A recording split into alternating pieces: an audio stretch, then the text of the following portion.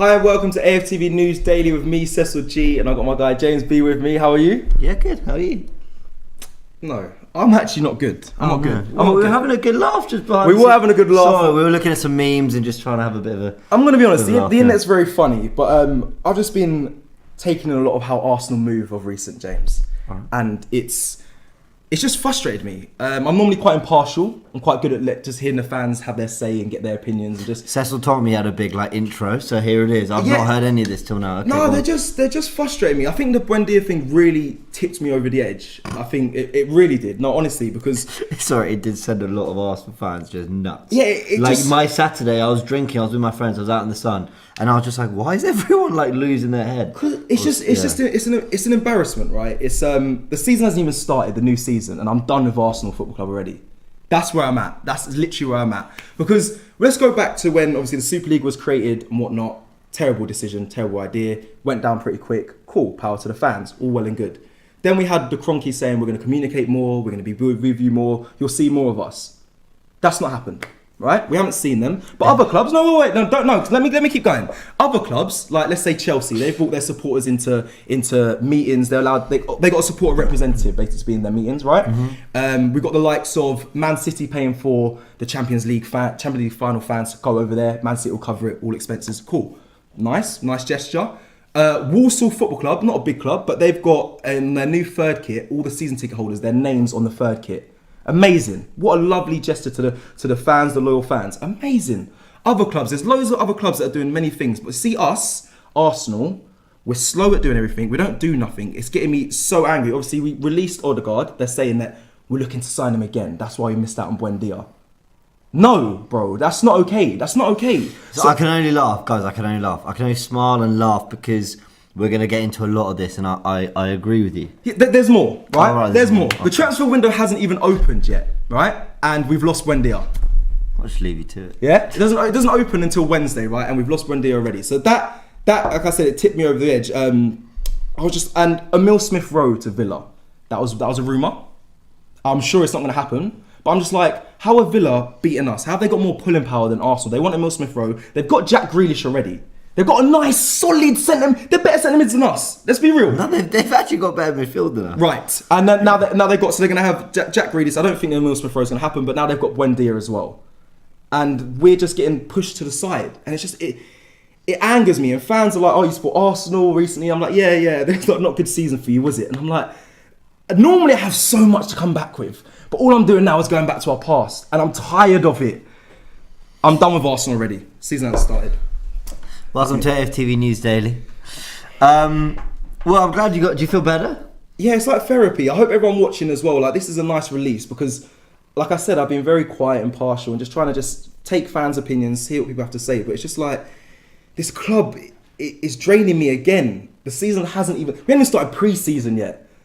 There's no like youngsters I can look forward to and like, I'm getting... About a trip to Florida, is that not...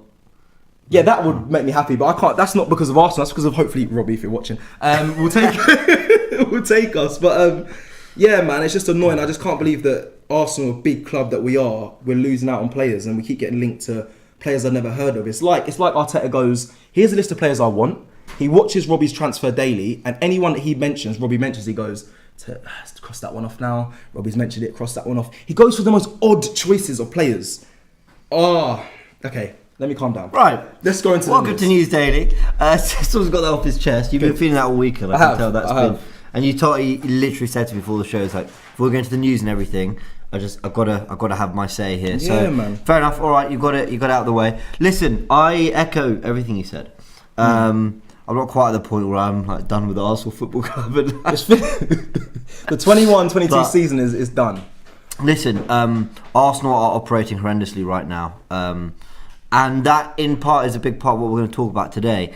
Let's start with the big news, and this is the kind of news that breaks late on in the day, and suddenly you've got to change your plan, your title, everything you're going to talk about, because it's that Granit Xhaka is close to joining Roma. Now, I'm not going to lie to you guys, this is going to be the Chris Wheatley show. Big up Chris Wheatley at Football London, football journalist who covers all things Arsenal, and let's face it, nails it, always in the know, great at what he does. A lot of the news that we're going to be bringing to you today, transfer stuff, has come from Chris, so go check him out on Twitter. Twitter and all social platforms. He must have Instagram and all that, but otherwise on Twitter for sure. I think he's been doing some Twitter Spaces as well, so he's keeping us in the know because there's a lot going on. It's a big summer, and he sort of I don't know who broke the news originally that Roma wanted to sign Xhaka, but it's been around for a good week or two now, and he confirmed today that in a tweet that Xhaka is edging closer to joining Roma, which means joining Jose Mourinho, a manager who has praised him very highly in the past, Granit Xhaka. I think Xhaka is his sort of player. I think he is too. Hard, I want to get mentality. your natural reaction, guys, in the comments. Like your, do you know what? Let me start. Let me just quickly. My thing on Granit Xhaka is, I do think he's been scapegoated at times. Yeah. Arsenal have had a lot of problems over the last 4 or 5 years. We signed him, and then that season we dropped out the top 4, but he's not the reason we dropped out the top 4. There were a lot of... That season we actually finished on 75 points and won the FA Cup. He's won 2 FA Cups, played in both those finals. You know, Arsenal's failures haven't been down to him. He's just, in my opinion, not part of the solution either. Correct. I think he's often been scapegoated. I think the relationship between the fans got very toxic, as we saw the way he left that pitch against Crystal Palace. I understand why he was so angry. Doesn't mean I agree with everything he's done since and during that moment either. It was a really nasty time for Xhaka and the fans and everything. But I think he has been unfairly scapegoated at times. There are for sure midfielders we've had at the club that I wish we put more stock and time into than Xhaka over those years. But at the same time, let's take this season. You know, I wouldn't say he's stepped up, but he's done okay. He's done fine. He's had his moments of madness, the hand around the throat in the Burnley game. Yep. And he's got that in him, and I think that's where Arsenal fans' main frustration comes from. It's the fact that when he's good, he is good. Like there's no question. He keeps things ticking, but he doesn't win you games. He's not the one who the odd free kick here and there, but he's not the match winner. But he could be the match loser. And I think that's where Arsenal fans have been quite frustrated with Xhaka. Not a bad footballer by any means. In fact, a good footballer, and he's had a good season. But I think it's gone stale for both parties, and I'm happy for him to move on. Not just for us, not just for the fan base and the club, because I think it's time to move on. But I'm happy for him. I think this is a good thing for him.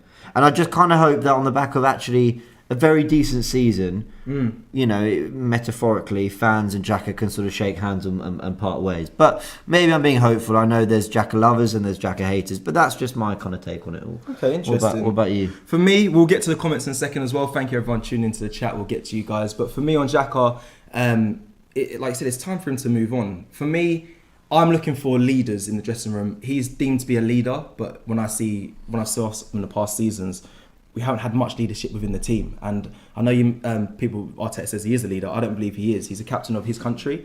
But there, for me, is a lack of leadership. And I feel it's time for him to move on and bring in more players that can raise just the ambition of the club when they're in the dressing room. And I feel like Xhaka's not that one. Don't get me wrong. He's had some okay games and he's had some bad games, done some mistakes. But for me, I think it's a perfect time for him to kind of depends what you consider a leader as well, because the noises you hear out the club are that he's the one he's the organised one, he's the best trainer, he's the one who is the go-to. You need something, you maybe want to approach the manager, you go to Xhaka first.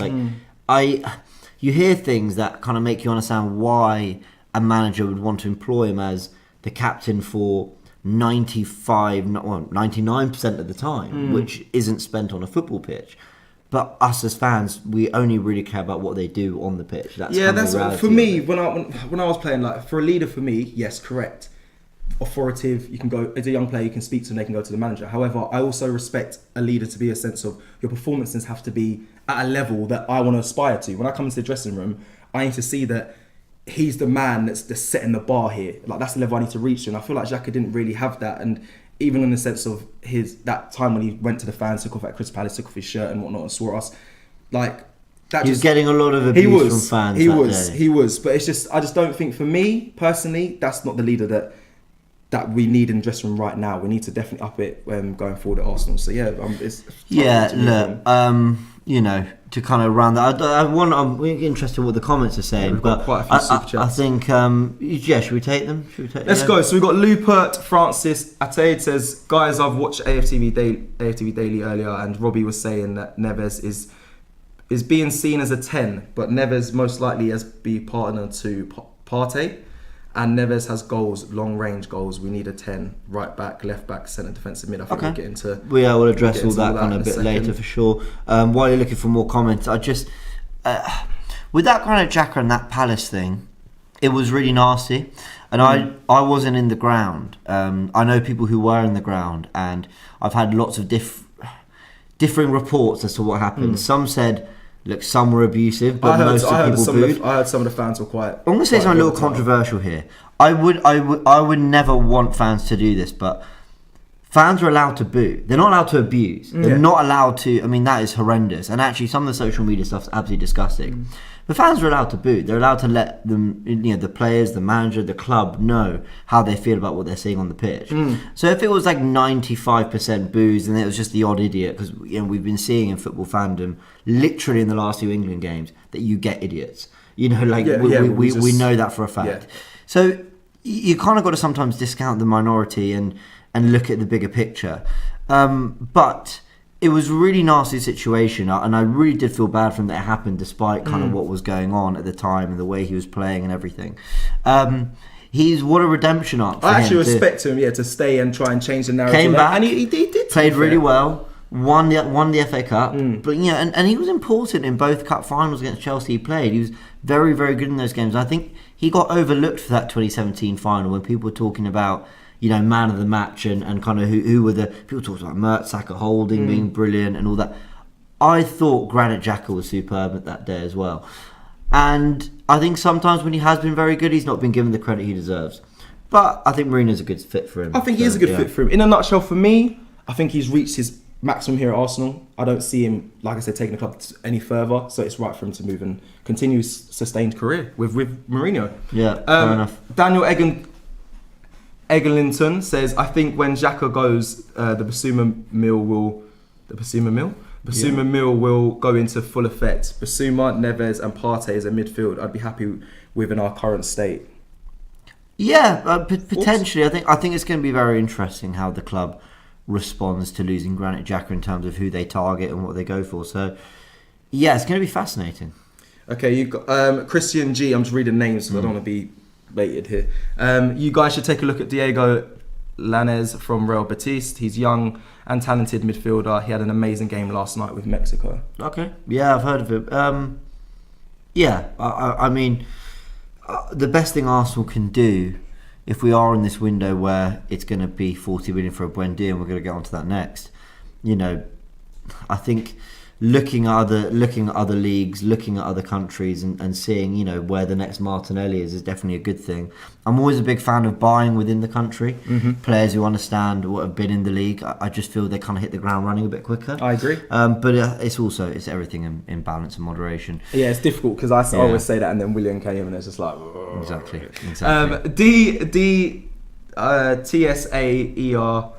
TSAERAS, don't know how to say that. Get Ramos in and make him captain. It will work. Sergio Ramos. Yeah, joining us. Coming to Arsenal. He's not coming to Arsenal, unfortunately. Nero says Arteta thought Xhaka was a leader, but he also thought Smith Rowe was a false nine. So his opinion doesn't matter. We need a higher standards.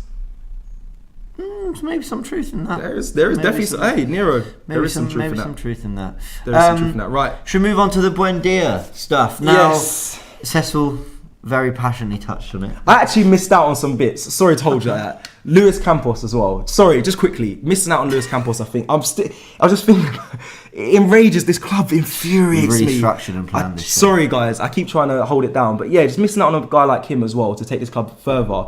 And we've kept Arteta. And I just think, on top of this, many other teams I look at have plans going forward. I can actually see Man United might need to add a striker. They'll do well next season. I think Man City also looking for a striker. Very clear what they're going to do next season. Chelsea, they're going to maybe add a few players. I'm going to say they might need some fullbacks and a striker, right? So it's very clear how they're going to strengthen their team. With Arsenal, James, I'm like, we need so much. Fullbacks, centre mids, we need striker, might need a new manager. it's just all over the place. And we had a chance to get a director of football who has a proven track record of bettering clubs, and we just let it go. Right, that is me completely done now. Let's move on to news. Sure? Let's stick to the structure of the show. I'm so sorry, guys. I had to get it off my chest. Cecil's vexed today. You okay? Yeah, no, I'm good. I am sure? good. No, I am good. I Okay, am. It's just sorry. All right, let's talk about Buendia. So, no, but you're right about Luis Campos. That was a real shame. I was actually encouraged that we were even talking to him. Yeah. But then it kind of came out that we weren't really going to hire him. We were going to like pay him for his like advisory services. I don't know. Anyway, it got weird. But we did miss out on Emi Buendia. He's joining Aston Villa. I'll be honest. My initial reaction to this, because I've said a bit on Twitter. I've not been on a show yet to talk about it. And I've been very vocal in shows before about saying get Buendia done. Go get him, make it happen. So there might be a little bit of revisionism here. A little bit of like, now I know he's not joining us, I'm sort of changing my opinion a bit. But I think a week ago, the reason I wanted Buendia so much was because by the way, I think he's supremely talented. I really think we've missed out on a really good option. So when I saw that Aston Villa had agreed a deal, I thought, you've blown it, Arsenal. This is a really good chance to get a player who I think in a year or two's time is going to be a 65-70 million pound player. I really think he's that good. I think he's that talented, and I think he's gonna grow and develop into that kind of elite level player. Maybe not elite like world class, but he's a Champions League footballer in my opinion, or at least will be one day. But I also think Odegaard has that potential, and in my head, Odegaard was a no-no. Like it wasn't going to happen. He's gone back. You know, we were at the ground the day where he was applauding the fans, and I thought, he's not coming back. We've got to look. And I kind of brushed Odegaard away and thought, that's it. All eyes on Buendia. But since missing out on Buendia, it's sort of reappeared that Odegaard actually is our first choice all along. Sorry. Go on. What were you going to say? This is what infuriates me. Yeah. So we're going to look. So we could assign Buendia on a permanent, but we're going to go. I've heard this. So we're going to extend. We're going to do another loan with Odegaard. What annoys me? Can we not do both anyway? Was that never in question? No, I don't think Arsenal want to work like that, which is frustrating. But sorry, but I want to rephrase. Go on. I don't think the reports are, oh well, we always wanted Odegaard, so we didn't try for Buendia. No, we did try for Buendia. I'm going to go through the details now. I just think maybe the fact that there's still a chance with Odegaard, and that a lot of reports are saying that he's our first choice, maybe that's what stopped Arsenal really putting the trigger and going full force. And I don't take anything away from Aston Villa. They clearly offered the better package. They convinced him. And they were decisive. And I actually said on this show, I think on Friday, pretty sure it was on News Daily, I said it with Turkish, the only way we lose this to Villa is if they go, listen, Buendia, we want you. Here's the package, good money. Norwich, here's what you want. Let's get it done. Do you not feel disappointed that we can't do that as a club? Not if because Edu is sitting in an office somewhere. And by the way, this is really hoping here. If Edu sat in an office with Arteta going, that's a shame. I wish he was still available for a couple more weeks while we sort out what we want to do. But it's okay because Odegaard's the one we really want. If that's the case, I'm not too bothered. Emi Buendia, who I rate really highly, he's not the only good number 10 in the world. Nor is he the only good number 10 available. I'm going to go through some names. But I've seen Julian Brandt being thrown around. Obviously a Dortmund player. But here's what the details are. So according to the AFC Bell, who, quite frankly, I'm taking as a tier 1 source because they just get everything right. They said that Arsenal did put in a £30 million offer, which Norwich rejected. Villa's offer was better, with a bid of £33 million, rising to £40 million. Plus, there was a 10% clause. Sorry, there's a clause that 10% of any future sales went back to Norwich. So if Villa were to sell Buendia on, 10% of that fee would go back to Norwich. Arsenal were sort of, I think, approached with this clause when they originally bid, and Arsenal basically rejected it and said, we don't want that. So that's what the AFC Bell are saying. I'll go to Chris Wheatley as well, who said that Arsenal matched the salary being offered to Buendia, but Villa's package to Norwich was more enticing, apparently. He was also told that Arsenal offered a matched or even maybe a better deal, but on a different structure, which again Norwich weren't happy with. So it sounds to me like Arsenal did try, but they just had a limit as to how far they were willing to go. So it's one of those, we wanted him, we thought it'd be enough, it wasn't, we weren't willing to go further. How does that sit with you? It doesn't sit well with me at all. But we're going to hear what the comments have to say, because I want to know what they have to say. I want to hear what you guys have to say on that, because like I said, this weekend it tipped me over the edge. Right, so Ashwin says, sorry, I kind of missed super chat. This is a bit further back. He says, "Hey, this is Ashwin. Seriously, Arsenal are wasting time on Arteta by Jan 2022. He'll get sacked. Mertesacker will be in charge. Season wasted." Okay, that could be true for that. I want to read another super chat. I want to hear what everyone has to say on Buendia as well. Goat Braithway says Liban Ibs as well. Transfer not a deal. I want to read the super chat here from Black Caesar 83. "It takes very strong mentality to show professionalism and consistency while dealing with a mostly antagonistic fan base. Wenger, Emery, Arteta, now Mourinho cannot all have it wrong about Xhaka." Okay, we've moved on from the Xhaka point. Yeah.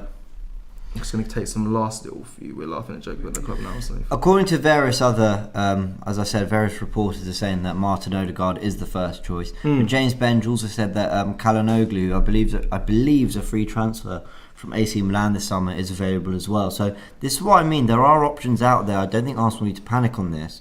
But as I said on Twitter, it's Arsenal's history of dealings and missing out on first choice. Clubs miss out on their first choice. It happens. It's not unheard of that you want a player, you don't get them, you get the next best thing. Yeah. Even at the highest level, that happens. But Arsenal's history of recovering from missing out on those first choice, targets, It hasn't been great. It's shocking. It's terrible. It's absolutely shocking. It's terrible. A lot of reporters are saying that Arsenal wanted Partey or Aouar last summer. I actually think they wanted both. I just think they fumbled the Aouar deal, so we ended up getting one. Yeah. And people thought that that's all that was going to happen. So this is where I get a little bit worried about. And this is what also frustrates me, James. Right? So say we obviously it's common knowledge that we want Basuma and the club wants Basuma. They like his profile. So why aren't we doing this pre-bid for Basuma now and trying to sort out that deal? Things like that. It's 40 million. That's not a lot of money. Well, because Romano will tell you that they're looking at other options. But the thing is, what frustrates me is, you should be entering the window with your options ready. Right. You've had all year to prepare for this. Let's be honest, we've been failing in every other department. The one thing you could have done was got ready for a good start to the summer. And listen, it very much still is the start. I'm not worried yet. In fact, the fact that Granit Xhaka's on his way out, and that's not criticism of him, but the fact that we're getting players that we think it's time to move them on out. Bellerin, we've heard is leaving. Yep. If when that happens, a lot of reporters have said that that's going to happen. Willian wants to leave as well. That's a kind of a good start, and the incomings, all right, will probably come later. We can't leave it too late either. We can't. I know Arteta. The Onana link's decent. Yeah, for the goalkeeper. Arteta also said, before I take a super chat, Arteta says that he wants to wait till after the Euros before looking at making transfers, which again frustrates me. Like you just said there, we've been failing for so long. Has he said that? I haven't seen that. I saw that. That's from Chris Wheatley as well. Big up Chris Wheatley. Chris, thanks for the show, Chris. Without you, we generally have no show. So yeah, like things like that just wind me up. Like you said, we've been failing for so long. All of this should be in the plans, ready as soon, even before the window, which I've now seen that Aston Villa can do this. We should have had this set up and planned for who we want to bring in and embed into the team. But here we go. Right. Arsenal Football Club. Quick super chat from Elliot Roberts says, after the Buendia own goal, favouring Odegaard, all this transfer chat is just waffle. Bring me Basuma or else Arteta, Edu, Kroenke out. It should be Edu and Kroenke out regardless. But I'm with you, Elliot, man, because again, like I said, we want Basuma. Really, you think Edu? Yeah. You like it? Oh? I can go as far as to say I like Edu, the job he's doing. I can't. But I also sort of acknowledge that, we signed Gabriel with him, we signed Partey with him. I think I saw a list of Arteta's signings since he's come in. I don't think I think Willian and Runnison are the only bad ones. Okay. But otherwise, I've been pretty happy with most of the business. Not in terms of the business Arsenal have done as a whole, because I think we've left ourselves short in many areas. But the business that we have done, most of it I've liked. I just think we needed more. Were they first choice players? Gabriel, Partey, yes. Willian, I think was meant to be, but wasn't. Cedric and Mari, no. But obviously they have played some first team for. Like a lot of them, I like. I just think they've got to be the icing on the main cake. Well, Partey, Gabriel, it's kind of your cake, and then you marry your Cedric. Yeah, kind of the Gabriel, I'm going to let slide because he's young, and I still think he was spoken about, but. He's a player that I thought was really easy to bring in. But I want someone that can get players as first choice that Arsenal want or the fan base want. I want someone to come in to be like, okay, you want him? We can get him. Yeah. So that's me on that. We're gonna move forward to the next headline. Let's quickly. Just Andy Arsenal says Real Madrid was trophyless this season. Do you think Milito should be ashamed of himself? I think that's a little Milito, at me. Okay. I think that's probably where it's come from. Big up Militao. Let's talk about Leicester. I'm going to touch on this really briefly because we've done our fair share. Yeah, we've done our ranting today. It's out. But there is better news to come. So let's just get the last bit of bad news out of the way. Leicester have just brought in Soumare from, oh my god, it was Lille, was it? Oh my god, I should know this. It's okay. Anyway, it's okay. Soumare. Was it Nice?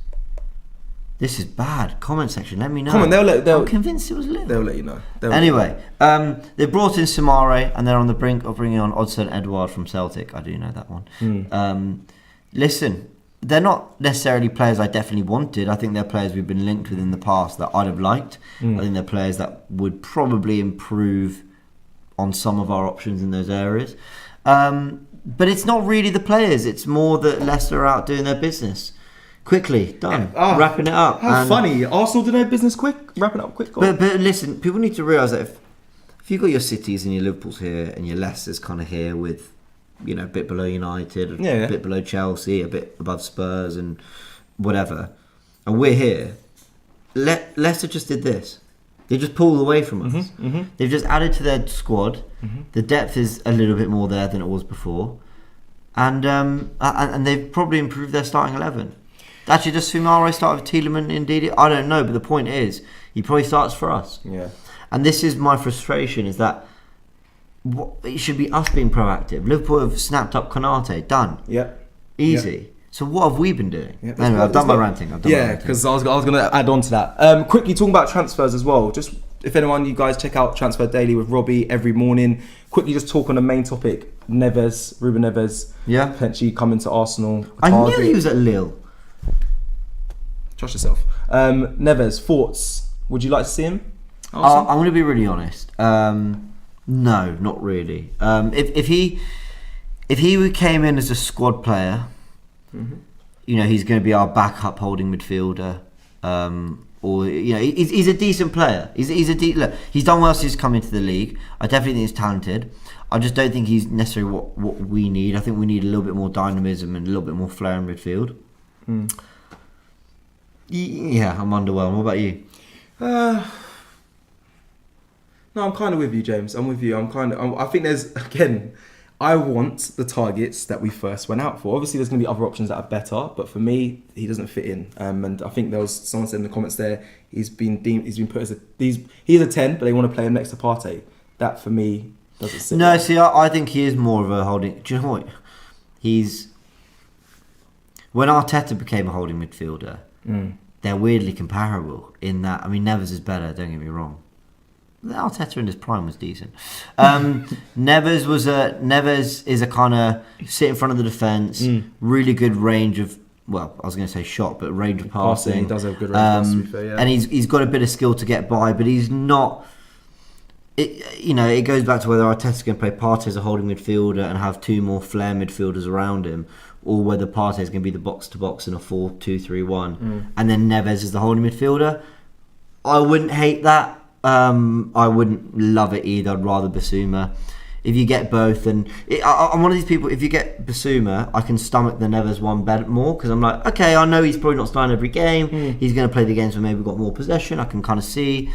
Look, I don't love it. I don't hate it. It's a weird one for me. I'm gonna head down. I'm gonna head back to the comments. So we've got Marquinhos Silva says Odegaard on a permanent would cost too much. I also think this is another situation as well. That's frustrating me because we'll have to get him back on loan, in my opinion. Yeah. We need to sign Çalhanoğlu.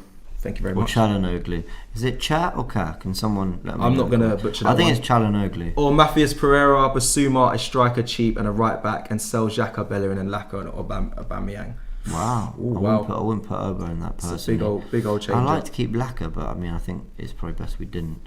And Jack Saunders says, how much better is Neves than Willock? Completely different players. I get the point of the question, but completely different players, in my opinion. Right, should we move on? So some good news that I like. I'm going to fly through two very quickly because I think it's kind of good news that they kind of mirror each other. Once again, Chris Wheatley, thank you for the show again. Again, check him out on Twitter at Football London if you missed me saying that at the beginning. Covers all things Arsenal. Chris has said that regarding following Balogun, who I know you absolutely love, for no reason at all. Yeah. Love how you dropped that. Yeah, for no reason. I've seen him in Europa League games. I like it. No. Listen. No, he looks cold. He looks very. like he looks ice promising cold in front of goal. Yeah, he looks promising. But do you know what annoys me? Turkey said it so well. He should have played in the final games at the end of the season. Well, this will infuriate you more because great. Chris Whitley tweeted that the expectations that Flo Balogun will compete for a place in Arsenal's first team next season. And so he should. And he'll be competing with the rest of the group as I think the point is he's kind of there from the reset with everyone. It's not, you're a youngster now or, you got to break through. You almost like you got to prove yourself over a Laka or a Oba, which obviously naturally he does. But I think the point is that he's very much seen as, listen, you prove yourself and you're a part of the first team next season. I think that was kind of expected, especially after he signed the new deal. Maybe talks of a loan, but I'd not seen any. William Saliba also wants to stay at Arsenal, and this did make me happy. Saliba is desperate, quote marks that, wow, desperate to play for Arsenal and has made that clear to his agent despite Nice wanting a loan extension and other clubs being interested. He is desperate to make it. And anyone desperate to play for our club right now? I know. Big up Saliba. I mean, I'm desperate to play, but I wouldn't get in the midfield, so you'd be surprised. Do you know what? Have you seen? I wouldn't. That's great news. Thank you. That's good news. Balogun, I hope to see you. You should have been playing towards the end of the season anyway, because now the pressure lies on you in the start of the season, which I don't think is fair as a young player. But that is football, and it's Arsenal's a big club. It's a lot of pressure. You have to live up to it. Saliba, bro, I can't wait till you come back, and I hope everything's in his mindset. Everything's settled as well. I hope he can. I come think back the loan spell's done a lot good. He got a goal towards the end of that season, so I'm very happy for him. I think that was a good decision. I'm going to fly through some quick stuff as well. Then we'll go to the comments. Mustafi on Instagram posted. So a fan posted on Instagram something about Arteta, and Mustafi replied, "Arsenal will very soon be where they belong. Trust the process and the coach. He is phenomenal." It sparked a bit of debate on nothing too, there's no animosity or anything, but fans saying, how interesting is this? And other fans saying, is he being sarcastic? The piss. All right, let's ask the people watching. Let's get involved. Do you think Mustafi was being genuine? I actually personally do. After reflection, at first I thought he was kind of taking the mick a little bit, but I actually believe now, reading back the tweet, that he's being genuine. People watching, do you believe he's being genuine or not? Let us know. I will read it out. I'm just going to quickly go to this super chat. Black Seas 83 again. Low move for Odegaard is the best number 10 solution for the coming season. Arteta should be on the phone with Ancelotti every day. I would like that. I think if it meant having money to kind of strengthen in midfield and right back and maybe some of the forwards, you get Odegaard another year loan, see how you feel about him. Do you get Odegaard and another centre mid? Yeah, we need Odegaard and probably 2 more central midfielders. Thank you. Because you think you've got Odegaard and Smith Rowe as your 10s, Partey on Nenny, you're going to need 2 more and then Willock, so maybe you're 5 for 2 places. Yeah. But, or maybe 4, but you're going to need him. You're going to need him. Okay. You're going to need him, yeah. No way Mustafi was honest with that. No way Mustafi was honest with that BS, says okay, so he thinks he's not being serious. Interesting. Yeah. Arshal says genuine. Gunnar Deja Vu says sarcasm. He wouldn't say trust the process. Yeah, that's the bit. That's the bit that got me. Isn't it? That's the bit that got me thinking. Was he part of the consortium of people that was the negative? The bad batch. The bad batch. The stinky ones. The reported bad batch. Yeah. The moles. I know he was very good friends with Mesut Ozil. Well, I think anyway. I think it was pretty widely reported that he was good friends with Mesut Ozil. I didn't really like Mustafi's kind of goodbye message to Ozil when he left. It was like he was putting it on the club, that the club had got it wrong. I do remember that. I remember that. But one thing I'd say, and one of the reasons why I think this might be true, is because genuine. If my genuine. If my theory is somewhat correct, I never thought Arteta was the main instigator for Ozil leaving. I thought it was the club, really. I thought it was the club forcing it on him to make a decision. I agree. Just the way he played every game and then suddenly didn't play at all. I thought this doesn't look right. And by the way, I don't think that reflects very well on Arteta at all. I'm not saying that to defend him. I actually think that's a bad thing. But Mustafi kept playing, and Mustafi was a really key part of his defence, actually, for really the majority of Arteta's first season there, or the amount of time he was in since Christmas. Mustafi was playing most of his games and actually found his best form, and he was superb in the FA Cup semi-final to a point where we got worried that Mustafi got injured. Like, we got to a point where he got injured against Man City, and we were thinking, oh my God, this is a bad thing, which is crazy. Like, we would never have thought that before or shortly after.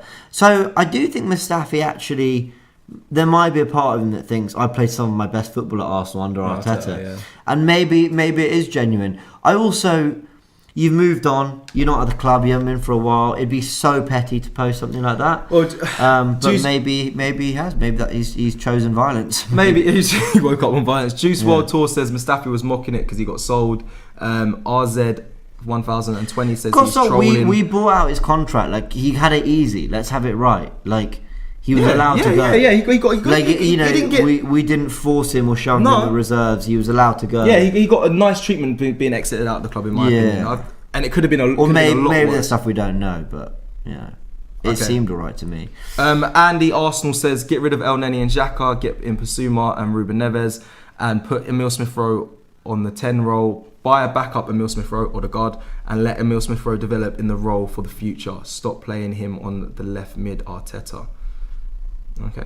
Fair enough. Notes. Can I just take one more? Yeah. Original Aqua R. Neves is not the final answer, but is an upgrade from Granit. That's fact. Younger, physical. A lot of leader. debate about that. A lot of people debating whether he's an upgrade on Xhaka. I'll be honest, I have no idea. Yeah, I wouldn't. Okay. Yeah. Next story. Let's finish on 2, because the last topic is one you want to talk about, so I'll let you end on that. I've got one just before. Thomas Partey was not sacked from international duty, as some people reported incorrectly earlier today. There had been rumours that he'd been sacked from international duty. Complete lies. Do you want me to be honest? What? I was scared. Why are you scared? Because I read that, and I was one of those guys. Because he reported late for training. Yeah, it was ill manners and whatnot, ill behaviour. So I was like, oh no, we got another toxic one. Partey's a gem. Yeah, he is. Thomas Partey's a gem. The rumours that he'd been sacked from international duty were incorrect. He'd actually been granted leave by the Ghana manager himself, and he'll be missing the games against Morocco and the Ivory Coast with permission. So he's not been sacked. Again, Chris Wheatley was there, but he wasn't the first as well. There are other reporters there who were there to clear it up, saying no, nothing bad's happened. He's just asked for leave. So that's me done, really. I mean, it's never a slow news day for Arsenal, is it?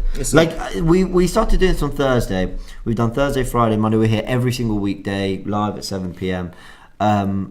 During the Euros as well. Don't miss it. Yes, make sure you stay tuned to AFTV News Daily throughout the Euros as well, because there's news breaking every day. But it's never a slow news day. No. It's nuts. It is never a slow news day. I was going through thinking, this is incredible, actually. Yeah. Even in the summer when we did it from home, and, we was doing Zoom. It wasn't Zoom, but, it was online, and half myself was in boxes, half was in professional wear. I thought there weren't going to be news. I thought there was going to be a lot to talk about. Any of that, but there is always stuff to talk about, especially at Arsenal, and I'm glad I got what I wanted to get off the chest. I'm glad there was loads of news coming in today. There is still more. I did want to end just briefly before we wrap up and look at the comments before we end the show. PFA awards for this week. Yeah, this was the last topic I had. You want to speak about it? So De Bruyne won Player of the Year and Foden Young. I think So De Bruyne won Player of the Year. I saw some outrage about all this. Did you? I was gonna say. No, for me it's deserved. De Bruyne. It could have been tossed up between a few players, but De Bruyne, I think, fair enough. Foden, Young Player of the Year. It's either him, Saka or Mount, and I think Foden got it, and it's deserved as well. I think he's a great talent. I mean, it's a shame. Would have loved to have seen our boy get it, and I really wish Saka did get it. But again, that's how it is. This is a really funny one because there's definitely a problem with the award and the way it goes out. A lot of people are saying De Bruyne might be the best player in the league, but was he the best player this season? Good question. He did miss a significant chunk of it. I mean, a quarter of it maybe, which is quite a lot. Listen, I'm never going to really complain too much about a Kevin De Bruyne winning this kind of, solo prize because he's a wonderful player, and I don't have the time or energy to complain about Kevin De Bruyne winning things. Kante, now thinking about it, there's a few. But Kante really, like the last few months, he turned up. Okay. Even really just the big Champions League games. Like, even he had a mediocre. I mean, you're talking Mo Salah, Harry Kane. Listen, I know we're asked for this AFTV, but Harry Kane was really up there. And he did it in a pretty terrible Spurs side. That's the impressive thing. And Salah as well. I know you said Salah, unbelievable. My one that I've been throwing in the ring that I've not seen anyone is Riyad Mahrez. Yeah. He's really the one that I had him as my player of the year. I think as the last week or two's gone by, I've kind of changed my stance on that a little bit. With Foden though, I don't have a problem with Foden winning it. He probably is the best young player in terms of how the category works. But my issue is the award itself. I really think it should be Rookie of the Year. It should be players who are making their first ever 15 plus appearances in the league that season, something like that. Yeah. Because Foden's been around 3 years now, 2-3 years. He's not. I think Marcus Rashford was still available for this award. That's not. I know you love Rashford, but that's not right, really, is it? He's been around since 2016. You're gonna bait me out on AFTV, lad? And I'm joking. No, it's true. No, it's true. I did. But he's been around 5 years. Yeah, he has. He shouldn't be up for Young Player of the Year award. I don't blame him. Oh, it's for young player. Yeah, I think he was. I think he was nominated. Yeah, but he might have been. That's not. But anyway, my point applies. That the category's wrong. You can be eligible to win it. In the kind of by the weirdest of ways. So for me, it should be Rookie of the Year, and that would go to a Mount, a Xhaka, Pedro Neto was brilliant. Fofana was great. Oh yeah, a few others. So.